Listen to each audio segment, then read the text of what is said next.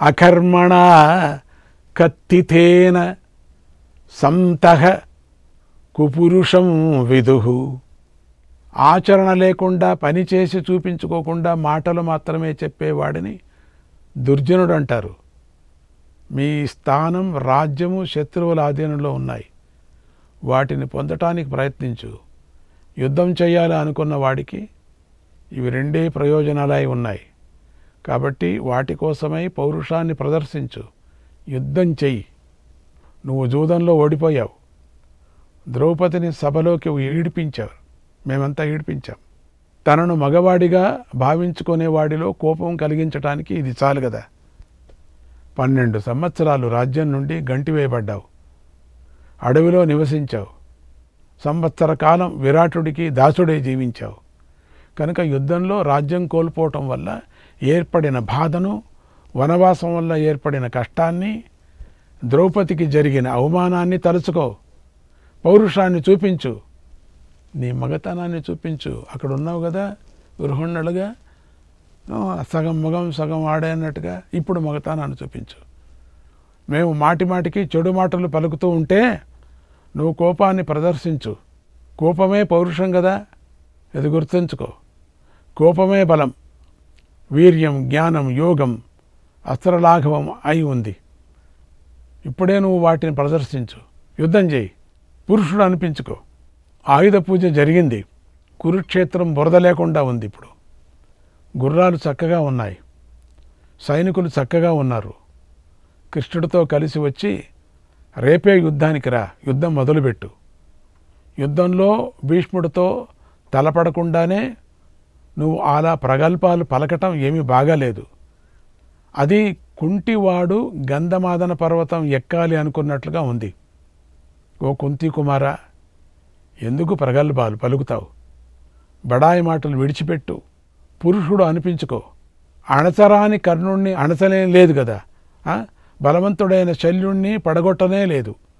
ఇంద్రుడితో సమానుడైన ద్రోణుడిని జయించనే లేదు. ఇక రాజ్యం పొందుతానని ఎలా అనుకుంటున్నావు? జయం లభిస్తుందని ఎలా ఆశిస్తున్నావు? ద్రోణుడు వేదంలోనూ ధనుర్వేదంలోనూ ఆచార్యుడై ఉన్నాడు. ఆ రెండిటినీ అమూలాగ్రంగా దర్శించాడు ఆయన. యుద్ధంలో సకల భారాన్ని వహిస్తాడు. చలించకుండా స్థిరంగా సేనల్లో తిరుగుతూ ఉంటాడు. పొరపాటు పడడు. అటువంటి మహా తేజస్విని జయించాలి అనుకుంటున్నావు. అది జరగని పని. మేరు పర్వతాన్ని గాలి కుదిపేసినట్లు మనం ఎప్పుడూ వినలేదు కదా. అలాగే ద్రోణుని నువ్వు చలింప చేయలేవు. ఒకవేళ నువ్వు అన్నట్లుగానే జరిగితే మేరు పర్వతాన్ని గాలి ఎగురుగొట్టేస్తుంది. ఆకాశం నేలపై కూలిపోతుంది. కాలచక్రం వెనక్కు తిరుగుతుంది. కనుక ద్రోణుణ్ణి పడగొట్టడం కల్లా సాధ్యం కాదు. బ్రతుకు మీద ఆశ ఉన్నవాడు ఎవడైనా సరే, అర్జునుడు కానీ మరొకడు కానీ ద్రోణుని ఎదిరించి హాయిగా ఇంటికి వెళ్ళగలడా? వెళ్ళలేడు.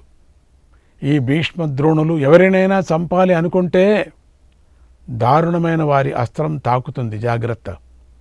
అప్పుడు వాడు ప్రాణాలతో బ్రతికి ఉంటాడా? వాడి కాళ్ళు నేల మీద నిలుస్తాయా? నిలవవు కదా. ఇక్కడి మా సేనను ఎవరూ ఎదుర్కొలేరు. స్వర్గాన్ని దేవతలు రక్షించినట్లుగా రాజులందరూ ఇక్కడ నా సేనను రక్షిస్తున్నారు.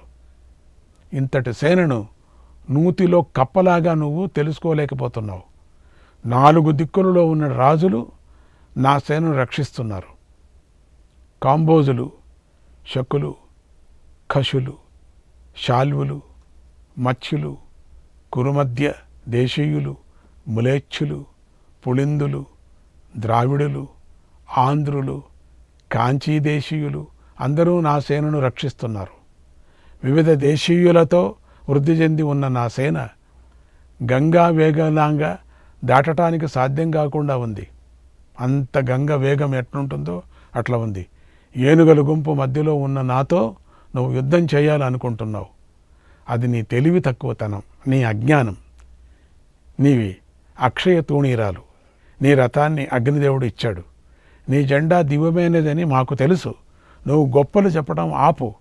ఆ మాటలంతా మాని యుద్ధం చేయి. విజయం అనేది మానవ ప్రయత్నంతోనే వస్తుంది. గొప్పలు చెప్పుకుంటే రాదు. ఓ అర్జున, కేవలం గొప్పలు చెప్పుకుంటూనే పనులు జరిగిపోతే అందరికీ ప్రయోజనం లభించినట్లే అవుతుంది కదా. కనుక గొప్పలు చెప్పుకోవటం అందరికీ వచ్చు. జానామి తే వాసుదేవం సహాయం జానామి తే కాండివం తాళమాత్రం జానామ్యహం త్వాదృశో నాస్తి యోద్ధ జానానస్తే రాజ్యమే తద్దరామి. నీకు కృష్ణుడు తోడు ఉన్నాడని తెలుసు, నీకు తాటి చెట్టంత విల్లు ఉందని తెలుసు, నీలాంటి యోధుడు లేడు అని కూడా నాకు తెలుసు. అంతా తెలిసే నీ రాజ్యాన్ని హరిస్తున్నాను, నీతో యుద్ధం చేస్తున్నాను. ఎంత ప్రయత్నం చేసినా కూడా మానవుడు రాజ్యాన్ని పొందలేడు. బ్రహ్మదేవుడు తన మనస్సులోని సంకల్పానికి అనుకూలంగా పనులు చేస్తాడు. నువ్వు ఏడుస్తూ ఉంటే 13 సంవత్సరాలు మేము రాజ్యాన్ని హాయిగా అనుభవించాం, నవ్వుకుంటూ సుఖంగా ఉన్నాం. అప్పుడు తెలుసా మేమంతా, నువ్వు ఏడుస్తున్నావు, మేము నవ్వుతున్నాం. ఇప్పుడు నిన్ను బంధువులతో సహా చంపి మళ్ళీ హాయిగా ఉంటాం. ఓ అర్జున, మిమ్మల్ని జూదంలో ఓడించి దాసులను చేసిన రోజున ఈ గాంధీవం ఎక్కడికి పోయింది? భీముడి బలం ఏమైపోయింది? ఓ పాండవులారా, ఆనాడు గద ధరించిన భీముడి వల్ల మీకు ముక్తి కలగలేదు, గాంధీవం ధరించిన అర్జునుడి వల్ల మీకు ముక్తి కలగలేదు. పాపం, ఏమీ తెలియని ద్రౌపది మీకు గతి అయింది. ఆ సమయంలో పౌరుషాన్ని విడిచి దాస్యం చేసే మిమ్మల్ని ద్రౌపదినే ఆనాడు విడిపించింది. గుర్తు చేసుకోండి నపుంసకులు అని నేను ఆనాడు సభలో మిమ్మల్ని అన్నమాట సత్యం. విరాట నగరంలో అర్జునుడు స్త్రీ అయ్యాడు, నా మాట నిజం చేశాడు. శిగ చుట్టాడు, శిగలో పూలు పెట్టుకొని చక్కగా అలంకరించుకున్నాడు, నపుంసకుడు అయ్యాడు. విరాటుడి వంటశాలలో భీముడు వంటలు చేసి బాగా అలసిపోయాడు. అది కూడా నా వల్లే జరిగింది. ఇలా రాజులు తమ శత్రువుల మీద దండాన్ని ఎప్పుడూ ప్రయోగిస్తూ ఉంటారు. గుర్తు చేసుకోండి. ఓ అర్జున, అందువలనే నువ్వు నపుంసకుడివయ్యావు, జడలేసుకున్నావు, కన్యలను ఆటలు నేర్పించావు, కన్యలకంతా పాటలు నేర్పించావు. కృష్ణుడి మీద భయంతోనో నీ మీద భయంతోనో నేను రాజ్యాన్ని ఇవ్వను. నువ్వు కృష్ణుడితో వచ్చి యుద్ధం చెయ్యి. నేను ఆయుధాన్ని ధరించి యుద్ధంలో నిలబడితే ఎదురించటమే ఉంటుంది. నా ముందు మాయలు పనిచేయవు, ఇంద్రజాలాలు, మోసాలు, బెదిరింపులు పనిచేయవు. అమోఘమైన ఆయుధాన్ని పట్టుకొని నిలబడ్డ నన్ను ఎదిరించటానికి 1000 మంది కృష్ణులైనా 100 మంది అర్జునుడైనా సరే ఎదురించలేరు. దిక్కులు పట్టి పారిపోవలసిందే. భీష్ముడితో యుద్ధానికైనా సిద్ధపడు, లేదా కొండతో తలను పగలగొట్టుకో, లేదా అగాధమైన సేనా సముద్రాన్ని చేతులతో ఈది దాటు. భయం అనేది నీకు తెలుస్తుంది. ఈ మహాసేనా సముద్రంలో కృపుడు అనే పెద్ద చేప ఉంది, విమింశతి అనే సర్పం ఉంది, బృహద్బలుడు అనేటువంటి పెద్ద కెరటాలు, భూరిశ్రవుడు అనేటువంటి తిమింగలము ఉంది, భీష్ముడు అనే ఆగని ప్రవాహ వేగం ఉంది, ద్రోణుడు అనే మొసలి ఉంది. అందుచేత ఈ సేనా సముద్రంలోకి ఎవరూ ప్రవేశించలేరు. పైగా కర్ణుడు అనే మత్స్యం ఉంది తెలుసా, శల్యుడు అనేటువంటి సుడిగుండం ఉంది, కాంబోజరాజు అనేటువంటి బడబాగ్ని ఉంది, దుశ్శాసనుడు అనే ప్రవాహము, శల్యుడు అనేటువంటి చేపలు ఉన్నాయి పెద్ద పెద్దవి, అలాగే సుషేణుడు అనేటువంటి ఏనుగు, చిత్రాయుధుడు అనేటువంటి మొసలి ఉన్నాయి, సైంధవుడు అనేటువంటి పర్వతం ఉంది, పురుషమిత్రుడు అనేటువంటి అగాధం ఉంది, దుర్మర్షణుడు అనేటువంటి నీరు ఉంది, శకుని అనేటువంటి జలపాతం ఉంది. ఈ సేనా సముద్రంలో శస్త్రాలు అనే ప్రవాహాలు ఉన్నాయి. అవి పెరుగుతాయి తప్పితే తరగవు. దాంట్లోకి దిగితే ఎంతో శ్రమ, మనస్సు నశిస్తుంది, బంధువులందరూ చనిపోతారు. అప్పుడు మీ మనస్సుకు ఎంతో బాధ కలుగుతుంది. ఓ అర్జున, అపవిత్రుడు స్వర్గం నుండి గంటివేయబడినట్లుగా నీ మనస్సులో రాజ్యాన్ని పరిపాలించటం అనే కోరిక తొలగిపోతుందిరా. తపస్సు చెయ్యని వాడికి స్వర్గం లభించదు, అలాగే నీకు రాజ్యం లభించదు అన్నాడు దుర్యోధనుడు. శ్రీకృష్ణాయ పరమాత్మనే నమః. 161వ అధ్యాయం. సంజయుడు ధృతరాష్ట్రుకి ఇలా చెబుతున్నాడు. ఉలూకుడు పాండవుల శిబిరంలోకి వెళ్ళి పాండవులను కలిసి ధర్మరాజుతో ఇలా అన్నాడు. ఓ ధర్మరాజా, దూతలు ఎలా మాట్లాడతారో నీకు బాగా తెలుసు. నేను దుర్యోధనుడు చెప్పినట్లుగా చెబుతున్నాను. నా సొంత మాటలేమీ కాదు. ఆయన ఏం చెప్పాడో చెప్తున్నా. కనుక ఆ మాటలు విని నాపై నువ్వు కోపించుకో. ఎందుకంటే నా మాటలు అనుకోవద్దు, అది దుర్యోధనుడే మాట్లాడుతున్నాడని అనుకో అన్నాడు ఉలూకుడు. అప్పుడు ధర్మరాజు, ఓ ఉలూక, ఓ శకునిపుత్ర, నీకు భయం లేదు చెప్పు, ఆవేశపడకు. ఆ దుర్యోధనుడికి ముందు చూపు లేదు. అతడు లోపబుద్ధి గలవాడు. అతడి అభిప్రాయాన్ని చెప్పు అన్నాడు. అప్పుడు ఉలూకుడు పాండవులు, సృంజయులు, మత్స్యులు, శ్రీకృష్ణుడు, పుత్రులతో కూడినటువంటి విరాట, ద్రుపదులు, మిగిలిన రాజులు అందరూ వింటూ ఉండగా దుర్యోధనుడు పలికినటువంటి పరుషవాక్యాలను ఉన్నది ఉన్నట్లుగా వారికి చెప్పాడు. శ్రీకృష్ణాయ పరమాత్మనే నమః. 162వ అధ్యాయం. ఈ అధ్యాయంలో సంజయుడు ధృతరాష్ట్రుడితో ఇలా అన్నాడు. ఉలూకుడు ద్వారా దుర్యోధనుడు చెప్పిన మాటలు విని అప్పటికే పాండవులందరికీ ఎంతో కోపం వచ్చేసింది. జనాలలో నుంచి లేచి నిలబడి చేతులు చాపుతూ బుసులు కొడుతూ ఒకరి ముఖాలు ఒకరు చూసుకున్నారు. ఒక్కసారిగా భీముడు తల అడ్డంగా త్రిప్పి కృష్ణుడి వైపు చూశాడు. అతడి యొక్క కన్నులలో ఎర్రటి జీరలు కనిపించాయి. భీముడు పాములాగా బుసగొట్టాడు. అలా కోపం మూర్తీభవించని నిలబడినటువంటి భీముడిని చూసి వాడికి చాలా కోపం వచ్చింది. భీమస్వామికి, భీమదేవుడికి. శ్రీకృష్ణుడు నవ్వుతూ ఉలూకుడితో ఇలా అన్నాడు. ఉలూక, ఇక త్వరగా వెళ్ళు, అయిపోయింది కదా, నువ్వు అన్నీ చెప్పావు కదా, నువ్వు చెప్పిన మాటలన్నీ విన్నాం, నీ అభిప్రాయం తెలిసింది, ఏంటి ఇట్లా మాట్లాడుతున్నావు? సరే అయిపోయిందిలే, నీ ఇష్ట ప్రకారమే జరుగుతుంది అని చెప్పు. దుర్యోధనుడు ఇష్ట ప్రకారం ఏమనుకున్నాడో అదే జరుగుతుందని చెప్పు మీ మహానుభావుడికి, మీ రాజుగారికి అంటూ శ్రీకృష్ణుడు ఒకసారి బుద్ధిమంతుడైన ధర్మరాజు వైపు చూశాడు. తర్వాత ఉలూకుడు మళ్ళీ వాగ్బాణాలతో పొడుస్తూ పాములాగా బుసుకొడుతున్న అర్జునుడితో, శ్రీకృష్ణుడు మొదలైన వారితో దుర్యోధనుడు చెప్పిన మాటలు మళ్ళీ చెప్పాడు. ఇంకా కొన్ని మిగిలిన మాటలు. దారుణమైన ఆ మాటలు విని అర్జునుడు ఎంతో ఉడికిపోయాడు, క్షోభించాడు. నురుటి మీద పట్టినటువంటి చెమటను తుడుచుకున్నాడు. ఆ అర్జునుడిని చూసి పాండవ మహారథులందరూ సహించలేకపోయారు.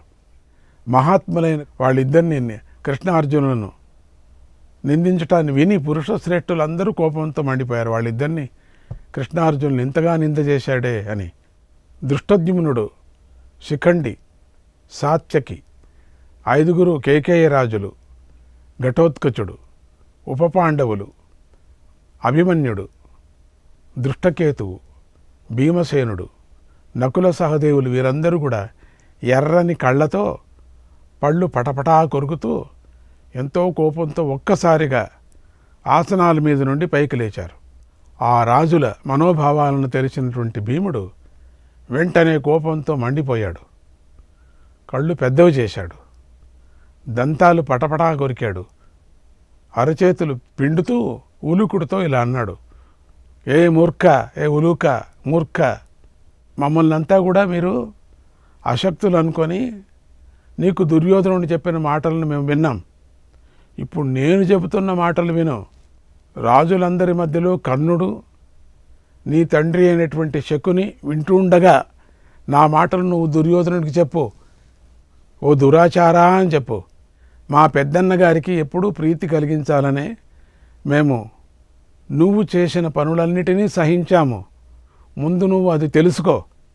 ధర్మరాజు శాంతిని కోరుతూ వంశానికి మేలు చేయాలని శ్రీకృష్ణుడిని కురుసభకు పంపించాడు పాపం. కానీ నువ్వు నిజంగానే కాలం చేత ప్రేరేపించబడి యముడి ఇంటికి పోవాలనుకుంటున్నావు. సరే, మాతో యుద్ధానికి రా. అది కూడా రేపే జరుగుతుంది. తప్పకుండా నువ్వు కోరినట్లే జరుగుతుంది. ఓరి పాపి, నేను నిన్ను నీ తమ్ముళ్లను చంపుతానని ప్రతిజ్ఞ చేశాను. అది అలాగే జరిగి తీరుతుందని చెప్పు. ఒకదాని గురించి ఆలోచించాల్సిన పని లేదు. ఇక దాని గురించి ఇంకా ప్రత్యేకంగా దాని గురించి మీరు ఆలోచన చేయాల్సిన పని లేదని చెప్పు. చంపుతాను. నేను చెప్పింది జరగకపోతే సముద్రం ఆనకట్టును దాటుతుంది. అది చేసుకో. పర్వతాలు బద్దలైపోతాయి. ఓరి దుర్మతి, నీకు సహాయంగా యముడు వచ్చినా, కుబేరుడు వచ్చినా, రుద్రుడే వచ్చినా సరే పాండవులు చేసిన ప్రతిజ్ఞను తప్పకుండా నెరవేర్చుకుంటాను. ఖండిత నెరవేర్చుకుంటారని చెప్పు. నేను అనుకున్నట్లుగానే దుశ్శాసనుడి రక్తాన్ని త్రాగేస్తానని చెప్పు. అప్పుడు భీష్ముడిని ముందుంచుకొని ఏ క్షత్రియుడు వచ్చినా వాడిని యమలోకానికి పంపిస్తానని చెప్పు. ఈ రాజులందరి సమక్షంలో నేను చెప్పినదంతా జరిగే తీరుతుంది. నా మీద ఒట్టు అన్నాడు భీముడు. ఆ మాటలు విని సహదేవుడు ఎంతో కోపంతో ఇలా అన్నాడు. ఒరి పాపి, సేవకులందరూ ఉన్న ఈ సభలో, సేనలందరూ ఉన్న ఈ సభలో నా వంటి వీరుడు మాట్లాడే మాటలు చెబుతున్నాను విను. ఆ మాటలను నువ్వు నీ తండ్రి అయినటువంటి శకునికి చెప్పు. ఓ శకుని, ధృతరాష్ట్రుడితో నీకు సంబంధం లేకపోతే అసలు మాకు కౌరవులతో భేదం వచ్చేదే కాదు. నువ్వు ధృతరాష్ట్రుడి వంశానికి, లోకానికి వినాశనం చేయటం కోసమే పుట్టావని చెప్పు. నాకు తెలుసు అని చెప్పు. మాకంతా తెలుసు అని చెప్పు. నువ్వు ఆ ధృతరాష్ట్ర వంశాన్ని మొత్తం నిర్మూలన చేయటానికే వచ్చావని చెప్పు. నువ్వు వైరపురుషుడువు, పాపివి, నీ కులాన్ని కూడా నాశనం చేసుకుంటావు అని చెప్పు. ఓ ఉలూక, పుట్టినప్పటి నుంచే నీ తండ్రి అయిన శకుని పాపాత్ముడు. ప్రతిరోజు మాకు వ్యతిరేకంగా క్రూర కృత్యాలే చేయాలని అనుకుంటూ ఉన్నాడు. మాకు ద్రోహం చేయాలని చూస్తూనే ఉన్నాడు. కనుక నీ తండ్రి చూస్తూ ఉండగా ఆయన ప్రియపుత్రుడైనటువంటి నిన్ను మొదలు చంపుతాను అని చెప్పు. ఆ తర్వాత వీరులందరూ చూస్తూ ఉండగా నీ తండ్రిని చంపి ఆ పగను అంతం చేస్తాను అన్నాడు సహదేవుడు. అంటే ఒక్కొక్కరు ఫిక్స్ అయిపోయారనమాట. ఒక్కొక్కరు చంపేటట్టుగా. అర్జునుడు సహదేవుడితో, భీముడితో నవ్వుతూ ఇలా అన్నాడు. ఓ భీమా, సహదేవులారా, మనతో శత్రుత్వం పెట్టుకున్న వాళ్ళు బ్రతకరు. ఇళ్లల్లో సుఖంగా కూర్చున్న మృత్యువుకు వశమై చచ్చిపోతారు. భూమి మీద ఇక వారు లేనట్లే. ఓ వీరులారా, ఈ ఉలూకుడితో కఠినంగా మాట్లాడకండి. దూతలతో తప్పు లేదు. వాళ్ళు చెప్పినట్టు వీళ్ళు చెబుతారు, వాళ్ళు ఆడమన్నట్టు వీళ్ళు ఆడుతారు అన్నాడు అర్జునుడు. ఉలూకుడిని ఏమి చేయకండి. ఉలూకుడి మీద కోప్పడద్దండి, వాడు దూత కదా.